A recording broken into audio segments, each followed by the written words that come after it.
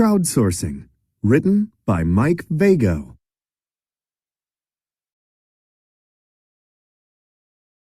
Focus question.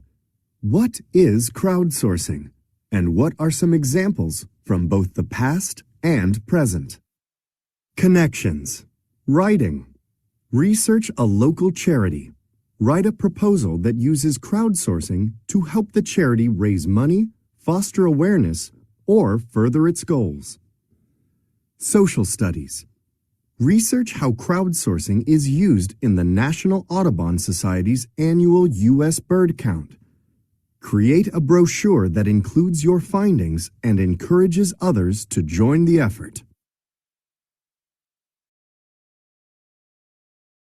Gamers to the rescue. For 10 years, scientists tried to unlock the mystery of how proteins fold. Because proteins are important building blocks of many microbes that cause diseases, understanding their structure could help researchers find cures. After years without success, science turned to an unlikely source of help: computer gamers. In 2008, the University of Washington created a computer game called Fold It, in which players have to design new proteins. Within 3 weeks, the game's players had worked out the structure of a protein in a deadly virus that had baffled scientists for years. The brains of thousands of gamers working together were more powerful than even the smartest scientists. Tapping into the power of so many minds at once is called crowdsourcing. Crowdsourcing allows individuals or organizations to ask the general public for help on a particular task or problem. The help can come in the form of ideas or services. People are often willing to volunteer their time because each person's part in a project is small. But a small amount of effort can accomplish a lot when it's coming from hundreds or thousands of people. The Longitude Prize. One of the world's first crowdsourcing efforts solved a problem that had troubled people for centuries. For sailors, knowing exactly where they are when sailing far from land can be a matter of life or death. Ships that lose track of their position can suddenly run into shoals or other hazards and sink. Sailors have long calculated their latitude, position north or south, by carefully observing the sun's position at noon. In ages past, however, they could only guess their longitude, position east or west. In 1714, the British government offered a cash prize to anyone who could come up with a reliable way to know one's longitude at sea. People all over the country spent years working on the problem. It wasn't until 1741 that a clockmaker named John Harrison came up with a solution. Harrison knew it was possible to calculate longitude based on the sun's position if one knew the correct time. The problem was that the best clocks in the 1700s used pendulums, which swung back and forth to keep time. Those clocks were useless at sea, where ships often toss and turn from the motion of wind and waves. Harrison invented a new type of clock that could keep time at sea, which allowed sailors to calculate longitude at any time of day.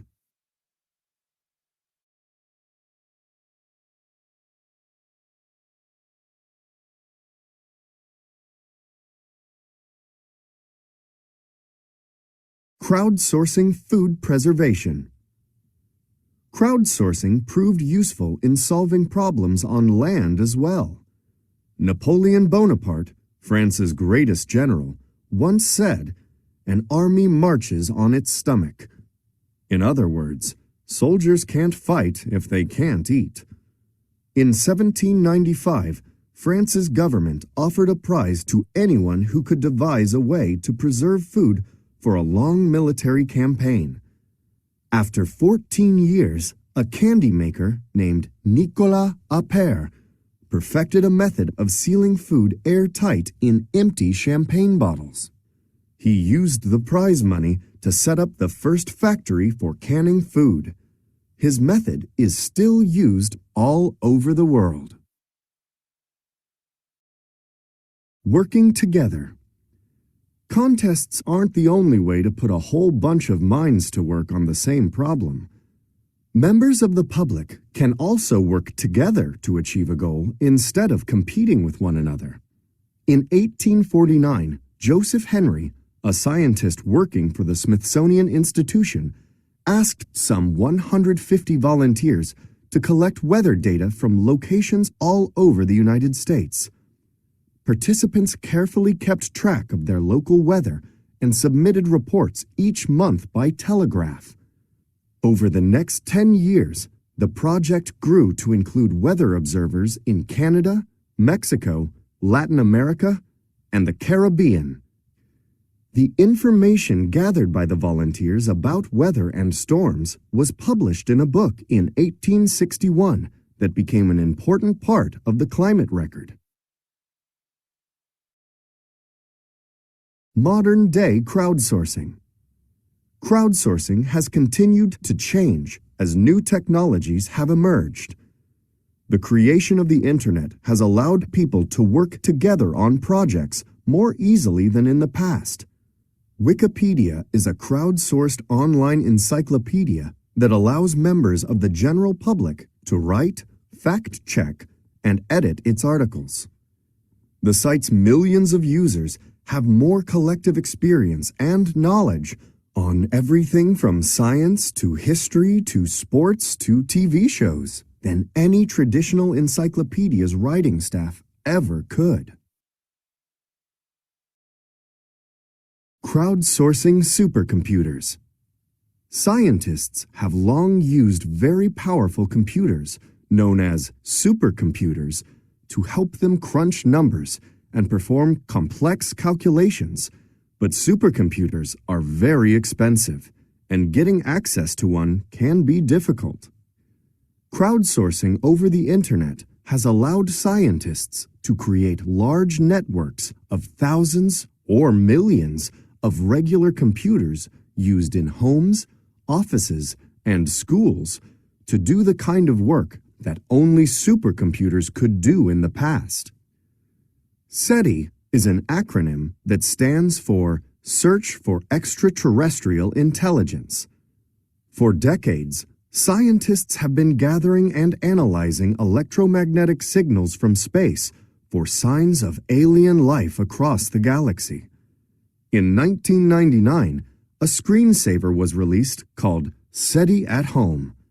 The program uses the processing power of millions of computers at rest to analyze small units of the data collected. The same method has now been applied to software testing, math, biology, and more. Every time you walk away from your computer, it could be helping science. Putting gamers to work. One of the most exciting methods of crowdsourcing uses computer games. Since the success of Fold-It, scientists have released more games that turn ordinary people into lab assistants. iWire has gamers mapping neurons in the brain. People playing Planet Hunters found 40 Earth-like planets that professional astronomers missed. Philo's patterns of colored squares look like the puzzle block game Tetris. Its players, though, are really lining up DNA sequences and helping research diseases caused by genetic disorders. Fraxinus is a game that uses DNA from ash trees and a fungus that's killing them. People who play it try to discover new ways to protect the trees in real life. In Quantum Moves, players find new ways to move an atom with a beam of light. There's no limit to the kinds of important research that scientists can crowdsource using computer games. testing ideas on the crowd. Crowdsourcing isn't only used for science. In 2008, LEGO began crowdsourcing ideas for new sets of their toy building bricks and characters. Anyone 13 or older could suggest an idea for a new LEGO set or vote for proposals they liked. If an idea got at least 10,000 votes in a year, LEGO would consider making and selling the set. LEGO fans could come up with far more ideas than the company's designers could. They could also tell the company which sets would be popular. In 2016, a member of the public suggested making a set celebrating the work of women at the space agency NASA. Her idea skyrocketed in the voting. The following year, LEGO released a 231-piece Women of NASA set that became an immediate bestseller. Crowdfunding, crowdsourcing money. Another form of crowdsourcing uses the power of a group to raise money for a cause. One person alone might not have the cash to finance an invention, a movie, or a political campaign. However, if thousands or millions of people contribute only a few dollars each, the money adds up quickly. People have used crowdfunding to raise thousands and even millions of dollars to create new music albums, films, and video games. In 2014, the online space game Star Citizen raised more than $150 million for development, a record amount for the time. Crowdfunding has also been used for many charitable causes.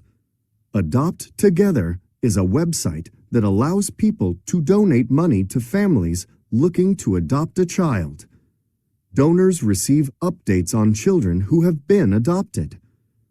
People are more likely to donate money because they feel more involved. In 2014, a fundraiser on YouTube called the Ice Bucket Challenge went viral as everyone from movie stars to ordinary kids videotaped themselves dumping ice water on their heads. Each video asked people to donate money to help cure ALS, a disease that attacks the nervous system. Doctors used some of the $115 million raised from the challenge to help identify the gene responsible for the disease. Thanks to millions of ordinary people helping out, doctors are one step closer to a cure. When crowdsourcing backfires.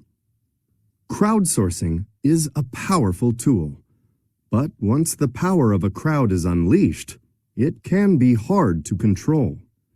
The British government found that out in 2016 when they decided to allow the public to vote on names for a new polar research ship that cost $287 million.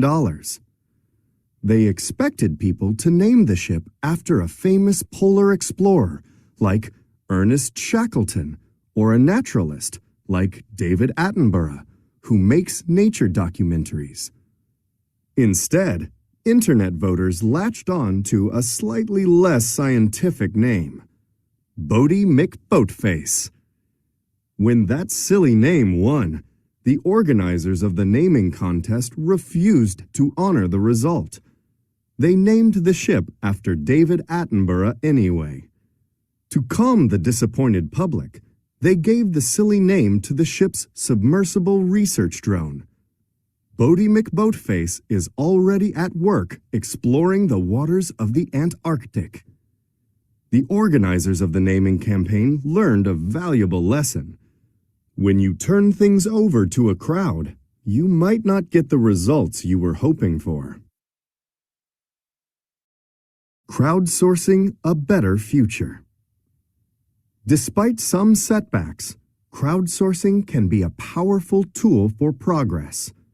It's very likely that it will become even more popular in the future.